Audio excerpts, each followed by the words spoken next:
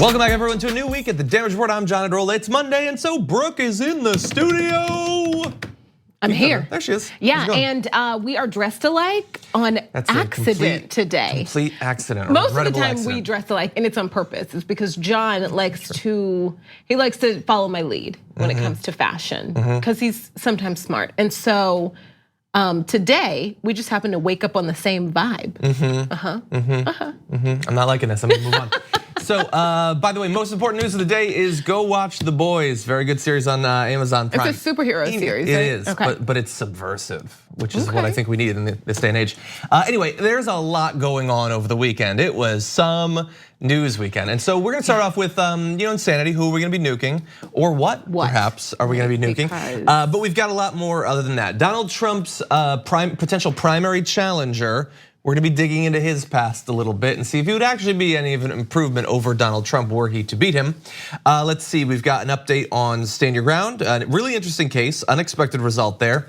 We've got a candidate. We've got the Trump administration's continued assault against LGBTQ rights. And then at the end of the show, we have a penguin. Love it. But the penguin is gonna demonstrate a much larger, I think, thing going on in American politics right now. All right, I'll take it. And I know you have no idea why I'm talking about it. You suspect, but you know, but you're wrong. You think I'm wrong. But you're wrong. Okay. And so, watch the end.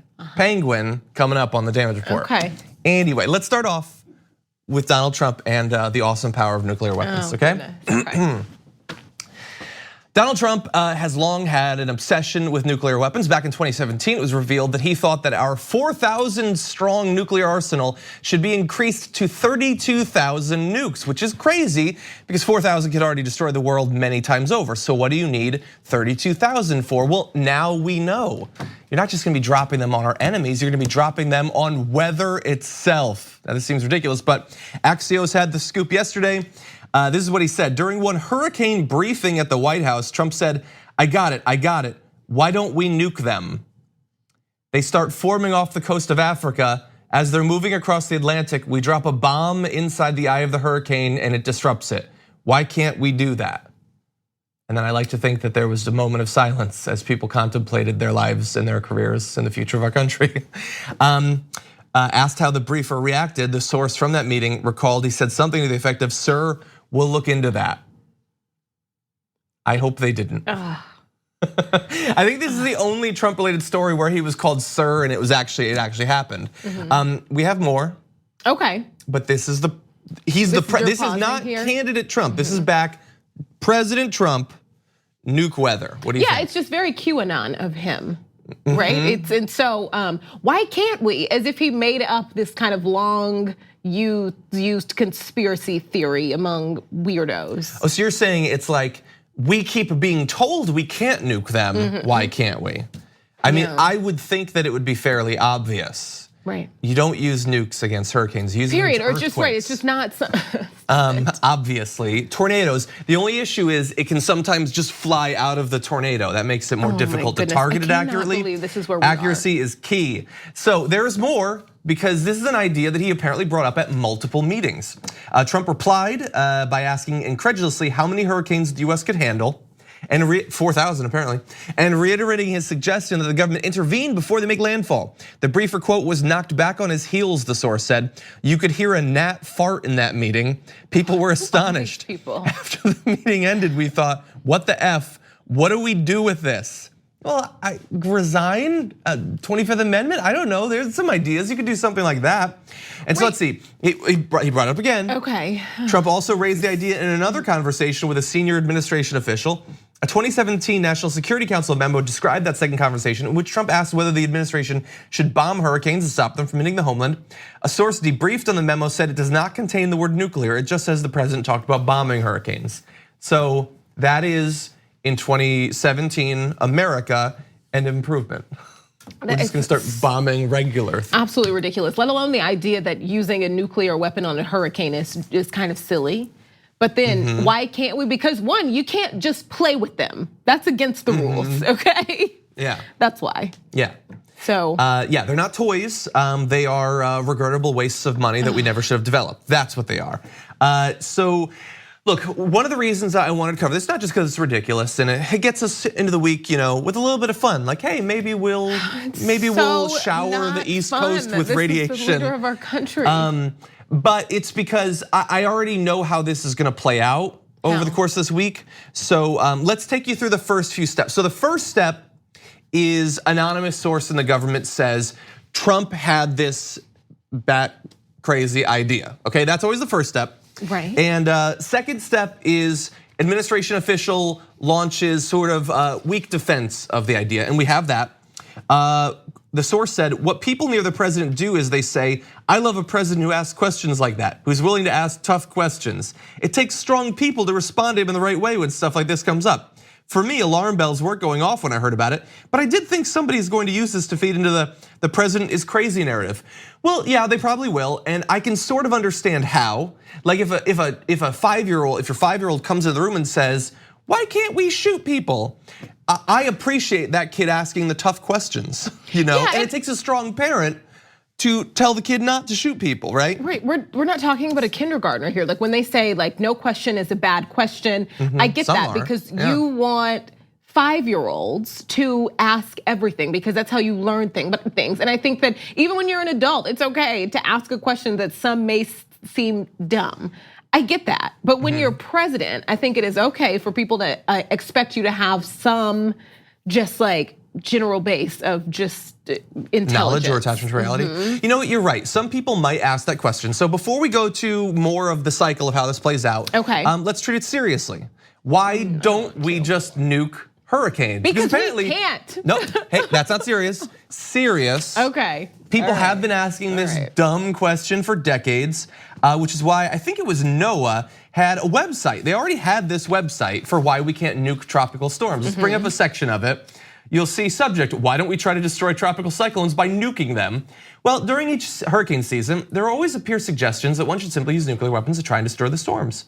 Apart from the fact that this might not even alter the storm, this approach neglects the problem that the released radioactive fallout would fairly quickly move with the trade winds to affect land areas and cause devastating environmental problems. Needless to say, this is not a good idea. It is needless to say, and yet maybe not in America because a government agency had to have this up on a website. And so, yes, first of all, it would not stop the actual storm because hurricanes, they possess so much energy beyond anything we could possibly hope to affect even with nuclear weapons. But then also, while nuclear fallout is bad in any case, even when there's no wind, putting it in literally the most turbulent wind imaginable on our planet seems like a particularly bad idea. Right, let's not create radioactive rain, sure. Exactly, let's not do that. I would say though, bold strategy going into a re-election fight to shower Florida with radioactive fallout. That's an interesting concept. But anyway. My mom moved to Florida. Yeah, so let's not do it for that reason then. Yeah. So initial idea, anonymous source, okay. Then a little bit of weak defense or whatever. Then Trump throws the person who defended him under the bus by denying that it happened. So we have that this morning. Trump tweeted this morning, the story by Axios that President Trump wanted to blow up large hurricanes with nuclear weapons. He calls himself President Trump. He did, Is ridiculous. I never said this, just more fake news. Why does he say large hurricanes there? That's weirdly specific. Right, and also, why doesn't his team just kind of follow his lead? I'm always fascinated why they don't just lie. There's no because lead. It is a lie, like being like, no, it happens like this. It happened different than the way we're saying. You guys are hearing. It's different than the report, slightly different, still ridiculous, but different. And then every single time he comes out and says you're all lying. Exactly. So why not just, I don't Well, know. because there's no lead to follow. We had 2 weeks ago, a government official comes out and says Trump is not gonna try to stop Israel from stopping Rashida Tlaib and Ilhan Omar from entering, and then an hour later he did that. So you can't follow him because he undercuts you. You think it's because they don't know. But anyway, and by the way, Jonathan Swan, one of the writers of the story, says, I stand by every word in the story. He said this in at least 2 meetings during the first year and a bit of the presidency and one of the conversations, so it's more memorialized. So that's where we're at right now, but we know how this cycle plays out. Just a week ago, when it was released that he was thinking about buying Greenland, we went through this whole thing. Story comes out, he denies that it happened. Then there starts to be defense of, well, maybe it's not the worst idea. Then he starts publicizing it after previously saying that he hadn't done it. And then Republicans who should know better start saying, wasn't this actually kind of a clever idea? Tom Cotton has an op-ed today saying that yes, in fact, we should buy Greenland. And so right now we're at the I never said we should nuke hurricanes part of this cycle. But it is entirely possible that within 3 or 4 days, you're gonna have some senator, probably Lindsey Graham, who's gonna be writing an op-ed in the Washington Post saying, is it actually that crazy? Maybe we should nuke them. I'm tired. This is exhausting. It is, it is. Right? Yeah, that's why we only do 1 hour. No, I'm kidding. The whole thing is, I know. Yeah, exactly. Look, we should be working as fast as possible to dismantle our nuclear arsenal while working with other countries to make sure that they don't develop their own, for instance, by not pulling out of the Iran nuclear accords, and working to get those who already have nuclear arsenals to dismantle theirs as well. We should not be building them massively, either for use against our enemies. Trump once said he would nuke ISIS, by the way, or for altering weather. And by the way, super fast, Alex Jones. No, thanks. He used to think that Obama used a laser in Antarctica to combine hurricanes to make them more deadly. That's literally a story he once ran. And he pushed a conspiracy theory that Obama was going to nuke Charleston as a false flag attack. Can you imagine if official sources like Axios had reported that he wanted to nuke weather? How crazy they'd go. His head would literally explode in a nuclear explosion. I have a feeling he's going to be okay with this. Yeah. Yeah, and it's not going to generate any conspiracy theories. Interesting. Okay, we're going to take a short break. We come back, lots more to get to. We need to talk about a relatively new show called the Republic, or UNFTR. As a Young Turks fan, you already know that the government, the media, and corporations are constantly peddling lies that serve the interests of the rich and powerful. But now there's a podcast dedicated to unraveling those lies, debunking the conventional wisdom. In each episode of the Republic, or UNFTR, the host delves into a different historical episode or topic that's generally misunderstood or purposely obfuscated by the so-called powers that be, featuring in-depth research, razor-sharp commentary, and just the right amount of vulgarity. The UNFTR podcast takes a sledgehammer to what you thought you knew about some of the nation's most sacred historical cows. But don't just take my word for it. The New York Times described UNFTR as consistently compelling and educational, aiming to challenge conventional wisdom and upend the historical narratives that were taught in school. For as the great philosopher Yoda once put it, you must unlearn what you have learned. And that's true whether you're in Jedi training or you're uprooting and exposing all the propaganda and disinformation you've been fed over the course of your lifetime.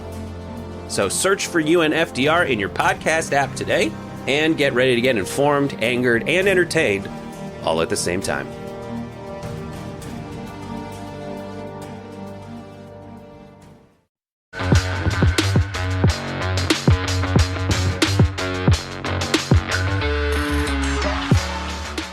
Despite assurances back during the 2016 presidential campaign, Donald Trump, he had said at the time that he would be the best president ever for the LGBTQ community. And since then, he has repeatedly targeted them in a number of different areas, in particular the transgender community. But now they have a new policy, the Department of Labor, that is going to allow discrimination against members of the community in an all new way, effectively allowing them to even be fired based on the individual religious beliefs of federal workers. And joining us now to break down this most recent assault against the LGBT community is Zeke Stokes, Chief Programs Officer at GLAAD. Zeke, welcome back to the Damage Report. Thank you for having me today, John. I really appreciate it. I wish we could be talking about something more positive, but unfortunately this is the hand that we've been dealt. So tell me about this new policy. Well, it would allow anyone who contracts with the federal government to discriminate against LGBTQ workers on the basis of so-called religious liberty. We know that about a quarter of the workforce in this country actually is employed by someone who is a federal contractor. So this would have a devastating consequence for those employees. You know, you can already be fired for being LGBTQ in more than half the states because we don't have federal protections for LGBTQ people. But this would extend that to all 50 states and allow any company that employs, that is federally contracted to discriminate against LGBTQ people. And so, I mean, this is happening at the same time over the same like 5-year period where we had the legalization of gay marriage. Like in certain areas, we were moving in the right direction, but this is pretty quickly moving in the opposite. And so just then 5 years ago, we had the Hobby Lobby ruling, and they're already leaping past that. I guess I'm just curious from your personal experience, like had you even feared a few years back that they could have so much momentum on their side in increasing like official recognized discrimination? This is the most anti-LGBTQ administration in our lifetimes. We've had administrations in the White House that stalled our progress. We even saw George W. Bush supporting a federal amendment to the Constitution to prohibit gay marriage. But even those who were observers at the time knew that was just sort of a primary play to his base to shore up his support going into re-election. And no one in that administration had any intention of really following that through. What we see now with this Trump administration is more than 125 discrete attacks on our community in rhetoric and record. The census, trans-military service, opposing the Equality Act, this Department of Labor ruling, bringing pride flags down to the embassies. This is an all-out assault on our community. Wow, I actually had forgotten about the pride flags. Yeah, so I mean, it really spans the gamut from official policy, like life-altering policy, down to the most petty sort of attacks against the community. I'm curious, I actually don't know the statistics. In terms of support for Donald Trump inside of the community, do we have any idea of how much support he has and how that might be changing as this continues, as you say, 125 different assaults? You know, I haven't seen any numbers that break down credibly how many LGBTQ people support Donald Trump. You have to believe just from observation that it's very few and far between. We do know, though, that more than 80% of Americans support LGBTQ equality. They believe that we should be treated as equal citizens no matter where we live, no matter who we love, no matter how we identify. And so what we see while the media, the mainstream media chases stories about Greenland and whether or not we can nuke hurricanes, we actually see a really, really dangerous pattern behind the scenes in this administration for all marginalized communities that's not really getting the attention it deserves from the media, and the public is not being educated about what's really happening behind the scenes to our communities. So for this most recent change to the policy, which is in a 30-day public comment period, what has their argument been for why the change should be made? How is the Trump administration communicating about it? They're arguing that anyone who holds, quote, deeply held religious beliefs should be able to make decisions about discrimination based on those beliefs. What we know, though, is that this really isn't about religious liberty or freedom for these federal contractors. It really doesn't even represent a few well-meaning people who really hold these beliefs and want to be able to practice their religious beliefs honorably. We already know that that's enshrined in the Constitution. There is no threat to religious liberty. This is a few people inside this administration and far-right folks who support this administration who want to use religion as a weapon to discriminate. That is all this is. That's all it has ever been. And that's what this argument is about. It's not about cakes. It's not about religious liberty. It's about a license to discriminate against LGBTQ people. They've lost the battle on so many fronts, and this is their last stand. You're absolutely right, Zeke. And what can we do? How do we fight this? Well, you know, it's hard to say in this political climate, but I will say the resistance is working. We saw LGBTQ people turn out in droves for the midterm elections. We know that LGBTQ people made the margin of difference in a lot of races for the House and locally across the country. We have to get out. We have to get registered to vote. We have to prepare for 2020. We have to find candidates that believe what we believe and will move the ball forward on equality. There are a lot of good people running for president, and I urge LGBTQ people to start paying attention, get off the sidelines, and get involved. 2020 is how we turn this around. Zeke Stokes, Chief Programs Officer for GLAAD. Thank you once again for joining us. Thank you, John. We're gonna take a short break here. Stick around.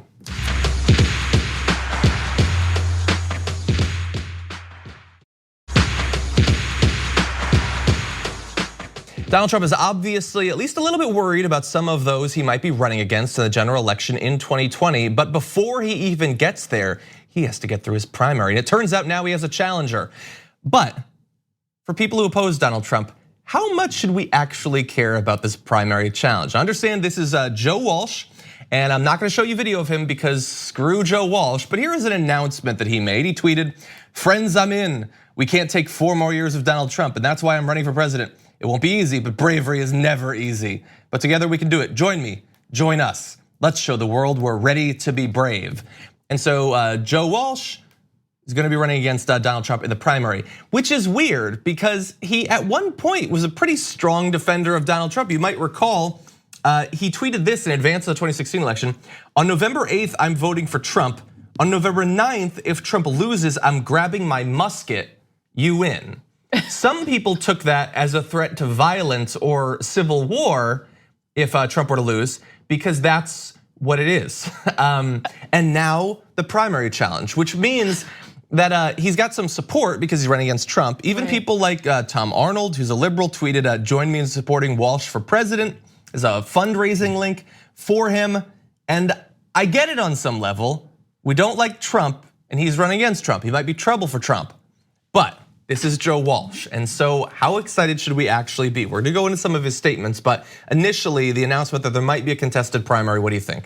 No, this is gross, and we're focusing on the wrong thing. Stop caring so much about Trump supporters and what they're doing and how you can split them and do this. I think when we look at not even the presidential race, but we can look at one very important presidential race to this, but a lot of our, a lot of the midterm elections, I think the races that got the most attention, that made the biggest moves, they got more people to register to vote and participate in the process. And people who say they're on their side, they got them not to abstain from voting and not to vote right in something random like Teddy Grahams because they were mad that their person didn't win. I miss Teddy I know, they're good. But I think that what's most important is getting new people to vote. Yeah. Like, that doesn't matter. They're both really gross. That is an interesting idea and has a proven track record of working. Okay. But I think that we should try to get Trump voters to vote for us more. See, I'm kidding. like, stop. So here's the thing. I'm old enough to remember who Joe Walsh is, and thankfully some people are doing a really good job of spreading it. You mean you were alive a few months ago? Now, literally now. But anyway, people like Jordan Ewell and Jules, like friends of the show, are helping to spread this information. But I want to spread it some more. So first, before we get to his quotes, why is he running against him? Walsh wrote in an op-ed earlier this month that Trump is not a good leader, but a racial arsonist who encourages bigotry and xenophobia. That is a very good quote. And he is literally the worst messenger in the world for it, considering some of what he has said. So if you're not familiar with Joe Walsh, it's totally understandable. I wish that we could continue to not be, but he's gonna be in the news a lot, so you should know who he is. He used to falsely accuse the former president of being a secret Muslim, this is Barack Obama, who hates Israel, and regularly questioned his birthplace, a conspiracy theory also embraced by Donald Trump. Obama, Walsh argued, only won the 2008 election because he is, quote, a black man who was articulate, which that doesn't play into any tropes that I'm familiar with. That's totally fine. Oh my God. That doesn't recall anything bad. Let's see, after the 2015 domestic terror attack in San Bernardino, he urged people to, quote, do whatever we can to defeat Islam, not terrorists, but the religion of billions of people. Let's see, he said some tweets before, and I'm gonna try to be very careful because some of this is not safe for work. This is him. To say that it's racist to call Haiti a S-hole is like saying it's racist to say Chicago is a violence problem. Haiti is an S-hole and it's run by blacks. The violence in Chicago is all black on black. Those aren't racist statements, they're just facts. Whew. I know. He could be our next president, people. Gross. Aren't you excited? That's not Trump anymore. He is our president. Like what? Yeah, this basically. is no, there's nothing They're different. probably related, let's keep it real. Honestly, they all are somehow. And there is this, I just, ugh. No.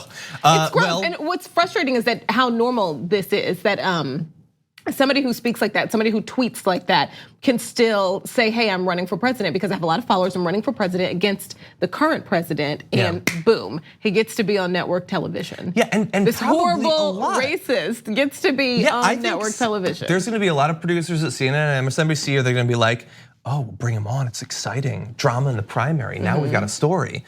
But you do have a story, but the story is about how awful he is. Like, look, if he hurts Trump in the primary, great, yay.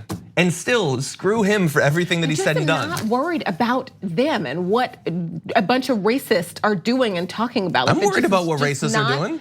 Our focus, as far as like the election, like I really just want to focus on really great candidates and fleshing them out and learning more about them. Well, and let's flesh out this great people candidate to the polls and protecting our rights. No, there's no time for that. No, we're gonna do that too. So he also tweeted, imagine if cops wore socks showing Native Americans gambling and drinking firewater. This is because somebody posted Kaepernick socks which had cops on them. He also tweeted the same thing, the same picture, but it was imagine if cops wore socks showing, it was I think Asian drivers who were bad at driving. Which I don't even know what that would look like on a sock. How do you actually show that on a sock? A sock is a limited palette. Like you can't. It's not much canvas to work with. It's just like an equal opportunist racist. It's just racism. Yeah. He also tweeted this. I hope to God this is blurred out. Yes, it is. Okay.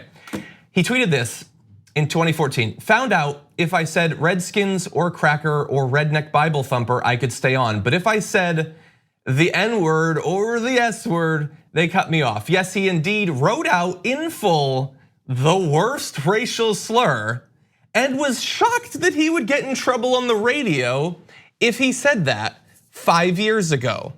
It's just and he's not shocked. This is a grown man. He doesn't care. He's testing the limits because he feels untouchable. And honestly, the society is proving that to him. This is so, I just don't care about the two of them fighting it out and what that could mean. And it is just so awful.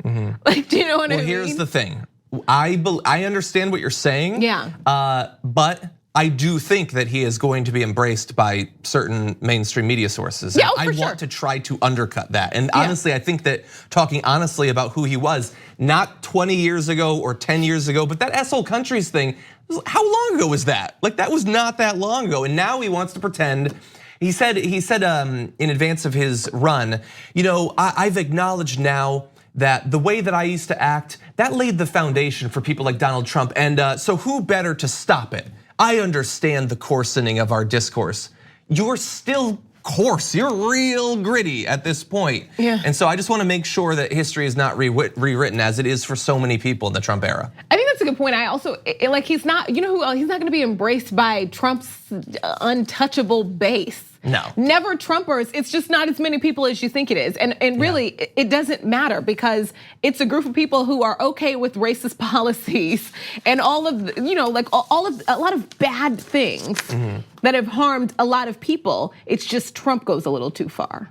And you know what I mean? Because right now they are in full support of the congressmen and senators that we now realize are horrible. And a lot of them at one point, Ted Cruz was a never Trumper. Yeah, exactly. They're best friends or something. And now he's laughing at right, jokes on it's Twitter. weird, yeah, I don't know, so. Yeah, so look, it's not gonna work. Point, right. He's gonna be shocked to find out that it's hard to break it, that cult's hold on Trump. Okay, let's move to another story. Okay. A little bit of good news to some extent. Again, it's one of those cases where it's like, how good could it possibly be? But stand your ground case that actually resulted in the person's stand your ground defense failing. This is a story that you might remember us covering less than 2 years ago.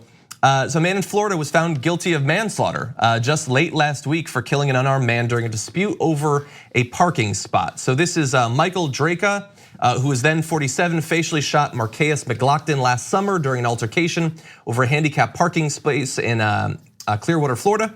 During the trial, attorneys for Draka argued that his actions were permitted under the state's stand your ground law, which allows for the use of lethal force in situations where a person can be reasonably found to fear for their life.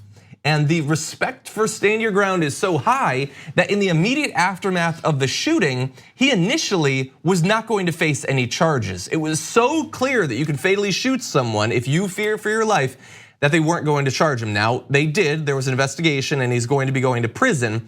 But I wanna give you an idea of the evidence that was available immediately that we covered at the time that still wasn't immediately enough to get charges levied against him. So let's take a look at this video. Well, the way I was able to draw it, I couldn't level it with one hand. So I had to eventually try and bring my left around for support. Okay. And he made his step towards me, and that was that. How many steps did he make? Just one step. But prosecutors say surveillance video from the Clearwater, Florida convenience store in July of last year shows McLaughlin, who was unarmed, actually stepped back. One more step towards me. I didn't say a word. The gun's already out. Okay, what do you do? Fire a weapon. How many times do you fire? One time, sir. Initially, Draco was not arrested as the Pinellas County Sheriff determined he was protected by Florida's Stand Your Ground law, which allows a person to use deadly force against a threat with no requirement to retreat. So bad enough that this guy who got pushed thought that he was about to be killed, that this guy was going to kill him with his bare hands. He lied about he took steps towards me. The video, which was available immediately, the second the police got there, they could get that video, showed that he took multiple steps away, turned his body away, and that guy who's literally, if he actually believes what he's saying, is the biggest coward that has ever lived on earth, thought that guy was such a threat that he had to murder him. And it started with this man feeling like he had the right to police a black woman because she had pulled into a parking spot without having a disabled placard. So he was accosting this woman about parking somewhere where she shouldn't have been parking. Yeah. And then her boyfriend comes out to protect her, like, what are you doing? Why are you in her face? He pushes him down and then starts backing away. Yeah, because the psycho pulls a gun on him. And then the guy starts shooting him. And but it's just, and he died. Like, we saw the same thing, when my eyes, not that when my eyes opened to this, but it definitely was a turn of events for me. When it happened with George Zimmerman and Trayvon Martin, it was this man who felt like he needed to police this child. Yeah. And that is like. And the thing with him and why some conservatives still are like gleeful, including Ben Shapiro, gleeful that Trayvon Martin was killed there, is it's impossible to exaggerate how terrified some white people are of black men or black kids in that case. That was a child, yeah. They see a giant. They see the Hulk. They see some unstoppable force. And I'm gonna go just slightly over because it might seem like I'm exaggerating, but there is quite a bit of research into this, that the actual ability to assess the threat is massively influenced by racism, effectively. One series of studies released last year used various visual tests to see how people perceive the bodies of white and black men. The findings were consistent. When participants believed the man in the images was black, they generally saw the man as physically larger, more threatening, and potentially more harmful in an altercation than a white person, and they were more likely to say the use of force was justified against the black men than against the white men. Other research suggests that there can be a superhumanization bias at work as well, with white people more likely to associate paranormal or magical powers with black people than with other white people. And the more they associate magical powers, again, magical powers with black people, the less likely they are to believe black people feel pain. They even think that when someone is referred to with, quote, black sounding names like Deshaun and Jamal, they're larger and more violent people than when they use names like Connor and Garrett. And so literally to the extent of thinking that these people might have superpowers, that's how some racist, scared people view. Yeah. Just a person who's backing away, who's no threat whatsoever. Yeah. Also, I think in cases like that, there is just some desire to take them down. Definitely. It's like that person carried their gun hoping someday that they would get to use it. Because he stepped into a situation that had nothing to do with him. He was ready for a fight. He wanted a fight. And yeah, but the idea that like you show one of these people, black body and a white body, and they literally see the same sized black body as physically larger and more threatening, file that under facts don't care about your feelings. But your feelings do kind of have an effect when they lead to people being murdered. But it happens like even if you're not a crazy person who's just willing to shoot and kill another human being, it happens on other levels. Like people believing this person is dumber, this person is angrier, misjudging their emotions. This person is louder. Like it happens on, yes, exactly, bigger. More sexual, like it happens on so many other different levels that don't immediately lead to death, But I don't think anyone is just born immune to that. I think that people have to be constantly working to check that. And now he faces up to 30 years, but the larger problem continues. Like, it's awful. Okay, we're gonna take a short break. Another guest on the other side.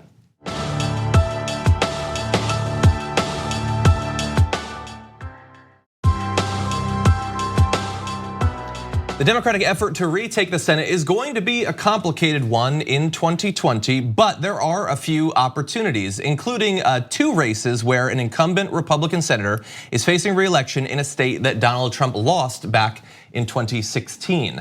And in one of those cases, Colorado, you have Republican Cory Gardner is going to be facing a Democrat, and now we've got a contested primary to find out which Democrat that is going to be.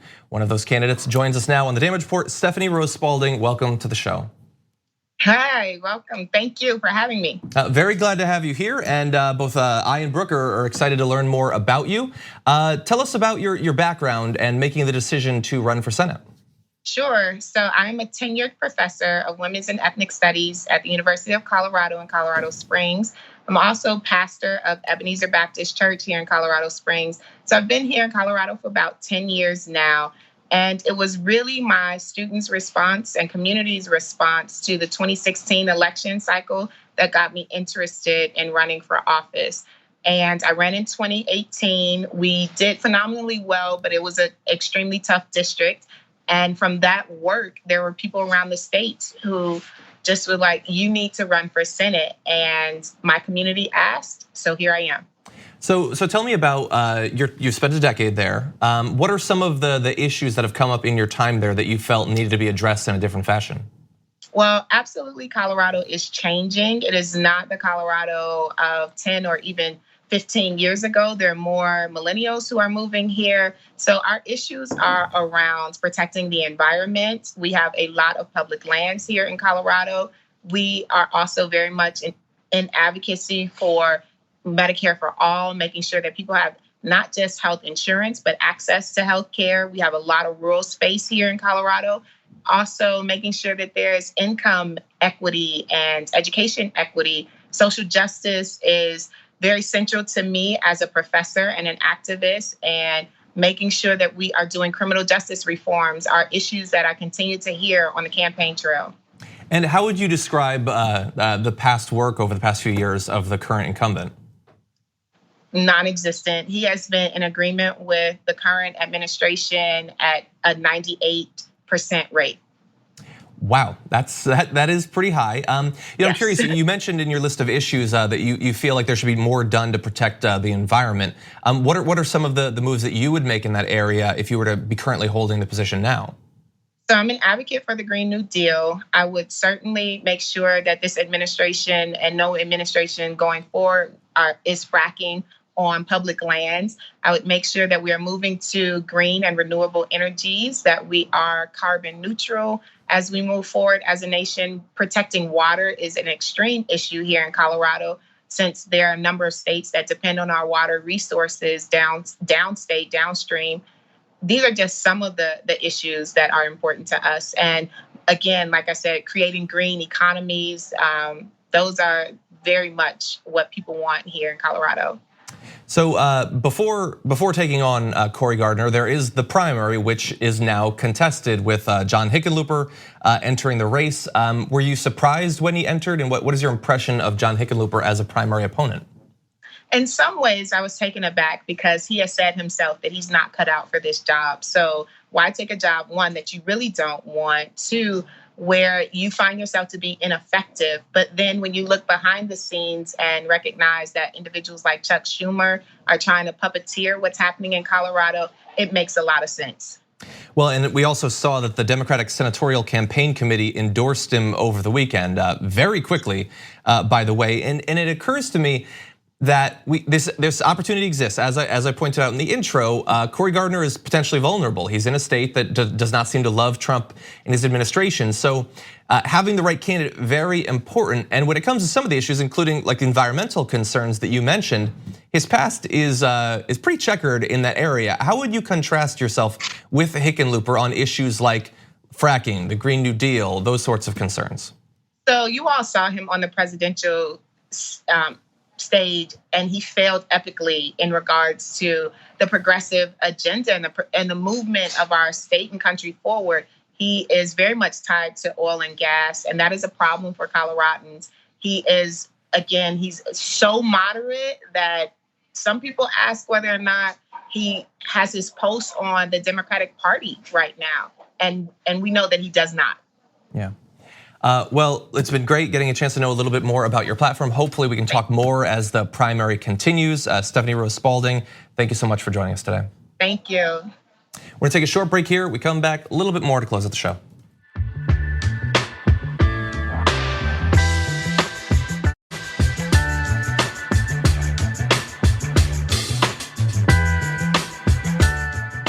Over the weekend, I was on Twitter and it hit me. I finally realized exactly why the right wing hates Representative Alexandria Ocasio-Cortez as much as they do. And you might think, oh, well, it's because she's a progressive. No, that's not why. They oppose her because of her policies, but they hate her for something slightly different. And I realized it while watching a video that she uploaded to Twitter. Take a look.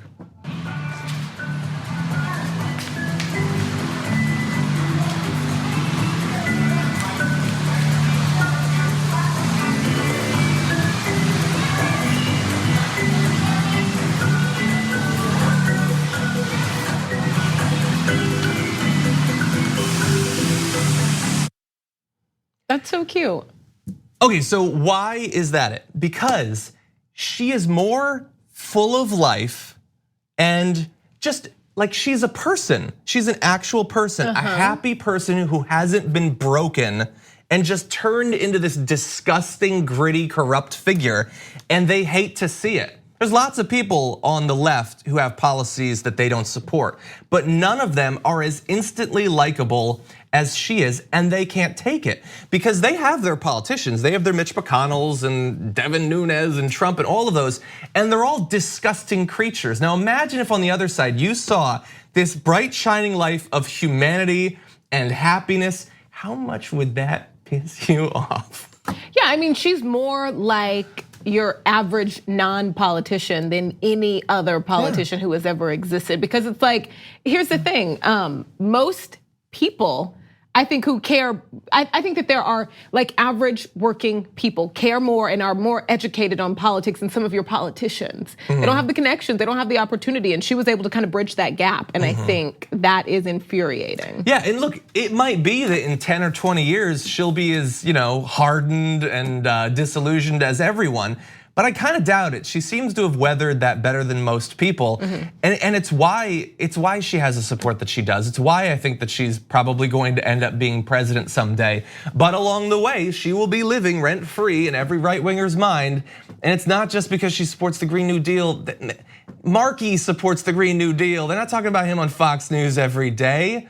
Like they just can't, and by the way, this is the second piece of evidence. The first you might recall, do you remember when the video came out from her time in college dancing?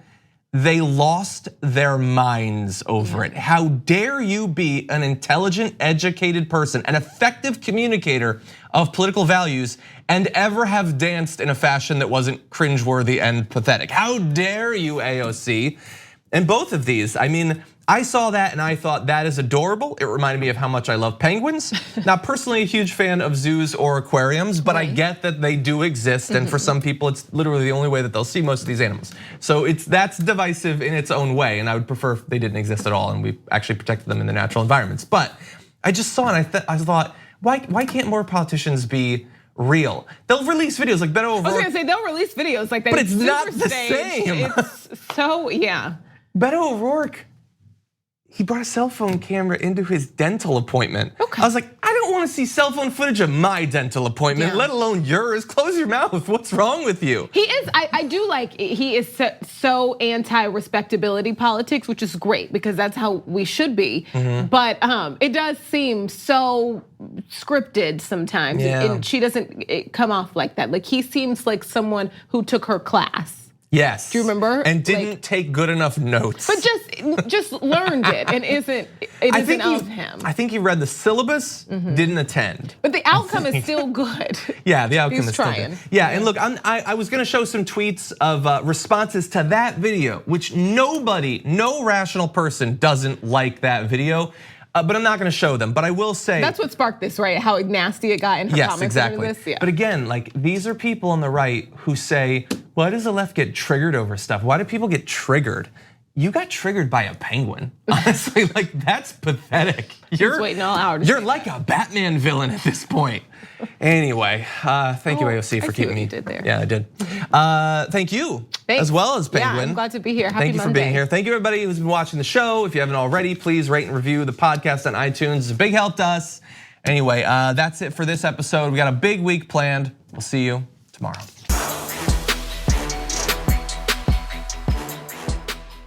Thanks for listening to the full episode of The Damage Report. Support our work, listen ad-free, access members-only bonus content, and more by subscribing to Apple Podcasts at apple.co/TYT. I'm your host, John Adarola. I'll see you soon.